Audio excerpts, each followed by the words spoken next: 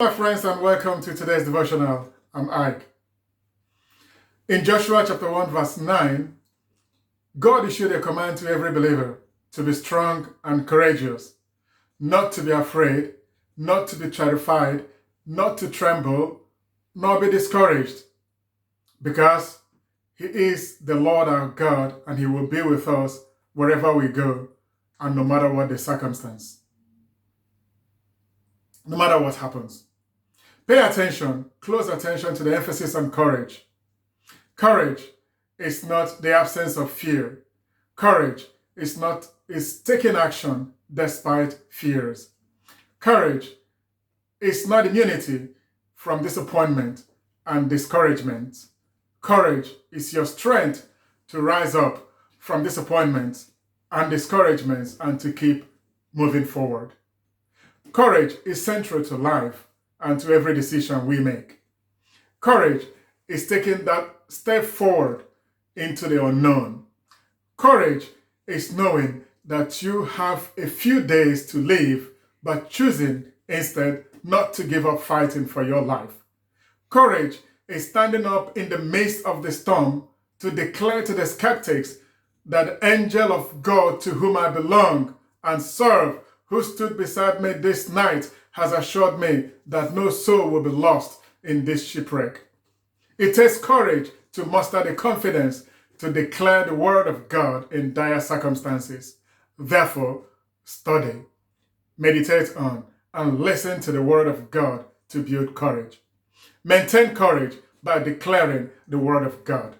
David declared to Goliath that I come against you in the name of the Lord Almighty, the God of the armies of Israel, whom you have defied. Courage is not intimidation, bullying, pretense, or loudmouth. Don't confuse raw emotion with courage.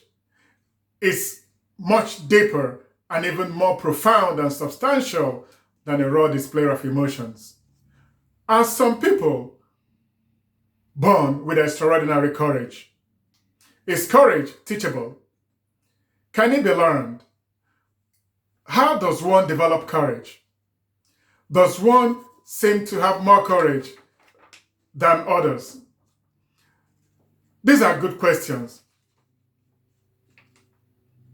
But don't be distracted. I will say this. You are alive today because of your very first courageous act. The simple act of breathing. It took a tremendous amount of courage for you to take your very first breath. Up until then, taking a breath is something you've never done before. It was alien to you. It was very painful. You cried and screamed when those first gush of air rushed through your lungs. But you survived it, to the delight of your mother and any other person that may have attended to your birth. Taking your first breath is something you've never done before, but you did it anyway. It was successful, or you would not be here today. That's your first taste of courage without any instructions whatsoever. You vaguely noticed it. You can't even remember how you did it.